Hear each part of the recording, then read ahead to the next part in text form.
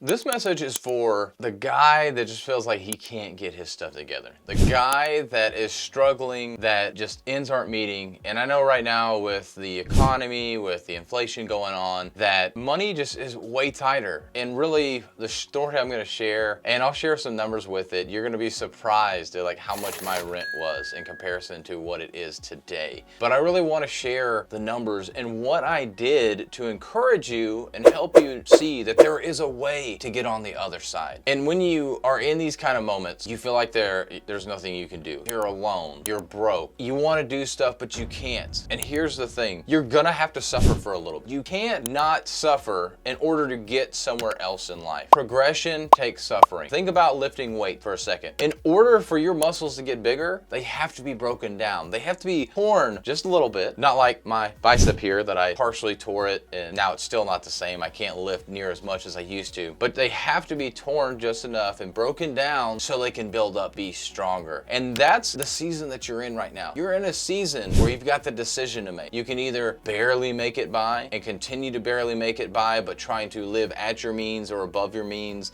and feel like you're struggling all the time, or you can drop below your means. And I mean cut some stuff. Not just take a little fat off, because you've probably already taken all the fat off that you can. You've made it where you could at least get by, but you're really gonna have to dig in and make tough choices in order to really be able to change. So let me tell you about my story. So I moved to South Carolina about 10 years ago, and I was an engineer in about $60,000 a year. And at the time I was 24, something like that. So, you know, in my mid-20s, graduated from college, had the good degree, which helped me get a good salaried job and everything. But I had been living at home with my parents before that. So I bought this beautiful 2014 F-150 King Ranch. It was beautiful, blue on the outside, that King Ranch, brown interior, leather. I love that truck so much. I still wish I had that truck today. But I had the truck. It cost me about $740 a month just for the truck, not to mention the insurance. I'd gotten several tickets, so my insurance was skyrocketed. And the apartment cost me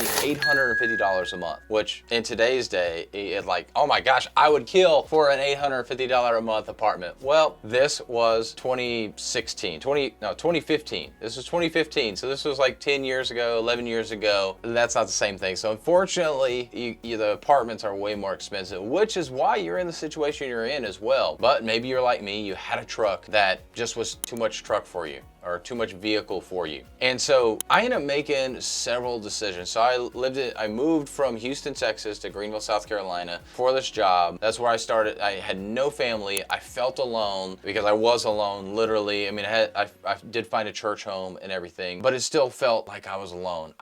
And I was broke. I had no money to my name, even though I was making a decent salary for 24 years old. So I ended up making a move to Statesboro, Georgia, where I was able to get up to $70,000 in income. So immediately had about $1,000 extra a month pre-tax before I made other drastic changes. So what I did, I said, when I'm moving, first of all, I negotiated to get a higher salary, which was awesome. But then I said, what else can I do? I was paying on student loans and I had paid a bunch extra. So I called them up. I said, well, hey, look, my minimum payment is here. And this is actually before I moved. It's like $300 a month. I've paid I think I'd paid over half of them off. I think it was like a mixture of like 8 loans. And so the 8 accumulated was like $300 a month. But I paid off a bunch of the smaller ones, kind of doing the Dave Ramsey debt snowball. And so I asked, hey, is there a way that I could reduce my monthly payment? And lo and behold, they said yes, because you've paid enough ahead, you have a lot less loans, and they reduced it to about half. I did not expect it was going to be that much, but they reduced it to about half, so we'll call it $150 a month. And so because those were some of my smaller loans, I ended up keeping the same $300 a month payment. But now, rather than paying all the interest, I was able to pay off those loans quicker because now I didn't just have to pay $300 as the minimum and I couldn't pay extra. Now I had $150 to pay towards all the loans, the interest, and then $150 to start paying towards the principal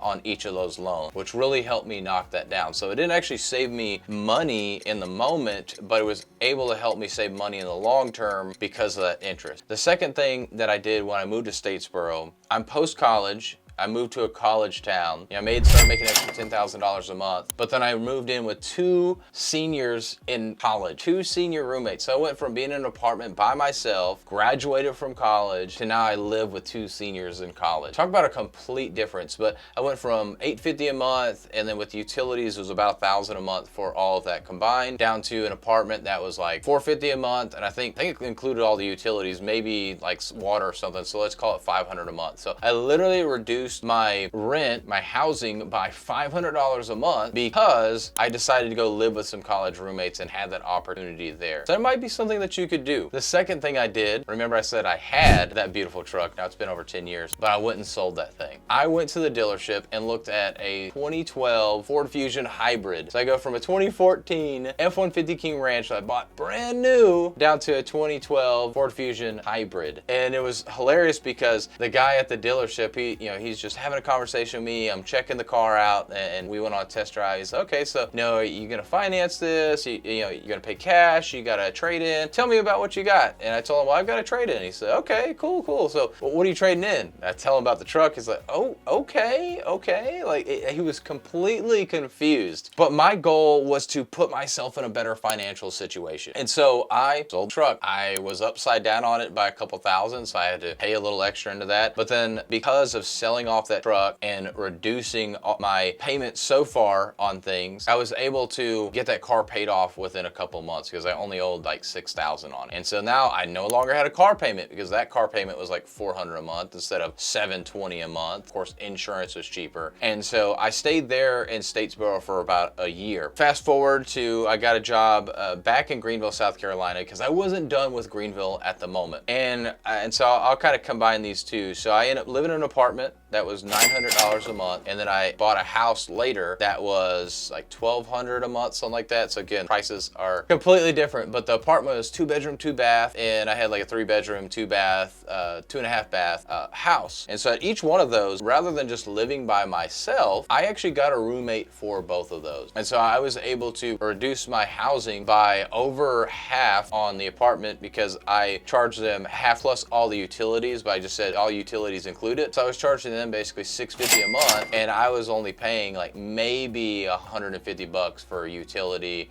insurance, all that stuff, and then obviously the $900 on the apartment. So I was able to reduce my housing there, and same thing when I was living in my house at that point. But by that point, I was in a lot better financial situation. The only thing that I owed on was the house, essentially. Everything else was paid off. Well, I had one student loan, 0% interest that I left alone, but everything else, I was in such a better spot. And when I moved back to South Carolina, my income basically stayed about the same. I didn't really get an increase in pay from Statesboro to South Carolina, but I was in such a better financial situation, all because I decided to make sacrifices. And overall, that time was about 2 to 2.5 years that I decided to live with roommates, seniors in college, some random guy that was also a contractor, and then a guy that I met on the project when I moved to my house who was also a contractor from another country. So uncomfortable situation, having to share a house, share a refrigerator, all of that stuff that comes with having roommates. But by having roommates and selling my vehicle to get into something that was lesser at the time allowed me to be able to get back to a good spot financially. And so for you, if you're struggling right now, if you feel broke, you feel like you just don't know what to do, you need to make a change. You have to make a change in order to get to where you want to go. It's almost the definition of insanity is doing the same thing and expecting a different result. You can't not do something. You are probably there where you're at that teetering point. Do I do something to reduce my income, or not reduce my income? You want to increase the income as much as possible, but do I live well below my means? But by doing that, you're going to have to sacrifice something. But you can't think about just in the moment what you're sacrificing, because yes, in the moment you will sacrifice. For 2 years, I was in my mid-20s, and I kind of felt like a loser because I couldn't afford to live in a house or an apartment by myself, and I got roommates. I was graduated from college and had college roommates, but after those 2 years, I put myself in such a better spot that I didn't need the roommates anymore. I was more comfortable confident in myself. I didn't feel broke anymore because of sacrificing for those 2 years. And it was a sacrifice. And so if you're not willing to make a sacrifice right in here, right now in the moment for your future self, and especially if you're a single guy and you want to get married and you're not willing to make that sacrifice now so your future wife, your future kids don't have to struggle how you're struggling, you're the problem. You're not going to get where you want to go. And you're not going to get the wife that you want to get. Because if you're not willing to make those sacrifices now, I guarantee it's going to be 20 million times harder to make a sacrifice when you have a wife and kids, because you're going to want to do everything for them. And your wife doesn't want to have to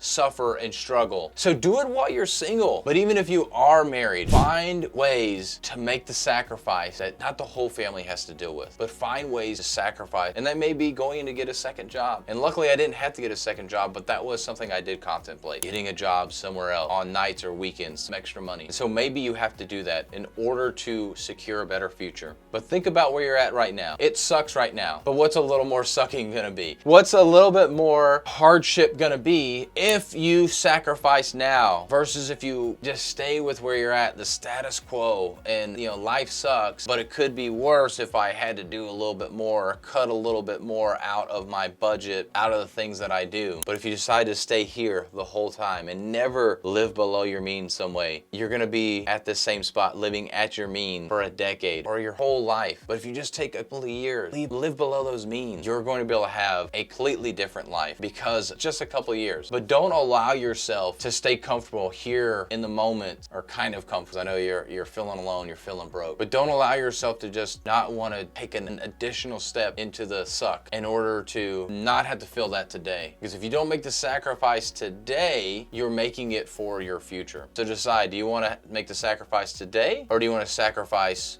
your whole future because you don't want to do a little bit of it today or a little bit more today? So I hope this story, this message has pierced your heart, has made you decide you want to make a change, because you can. Life is fleeting. Today's going to be gone in no time. And you're going to look back on those days. And I look back on them and I'm so thankful I did that. I was even talking to my wife about that. And she was like, yeah, she never had to go through that. And now we don't have to go through that because I decided to make that decision. And you as a man have to make the decision to live up to the standard that you're going to have set for your future wife and kids. So sacrifice today so you don't have to sacrifice tomorrow.